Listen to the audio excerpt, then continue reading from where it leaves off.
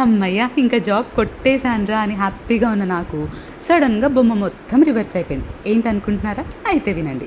అన్ని rounds clear చేసేసి HR round కోసం వెయిట్ చేస్తున్నాననమాట. ఈలోపు లోపలికి రమ్మని పిలిచారు. వెళ్ళాక ఒక నోకియా డబ్బా ఫోన్ చూపించి, స్మార్ట్ ఫోన్ కన్నా నేనిది ఎందుకు యూజ్ చేయాలో కన్విన్స్ చేసి తనకి అమ్మమని చెప్పారనమాట. సరే ట్రై చేద్దామని చెప్పి ట్రై చేశాను. అస్సలు ఆయన కొంచెం కూడా కన్విన్స్ అవ్వలేదు. ఇంకా నాకు ఫుల్ టెన్షన్ వచ్చేస్తుందనమాట. ఇంకా ఆయన నన్ను కామ్ డౌన్ చేయడానికి వాటర్ ఇచ్చి కొంచెం సేపు రిలాక్స్ అయ్యి మళ్ళీ ట్రై చేయమని చెప్పారనమాట.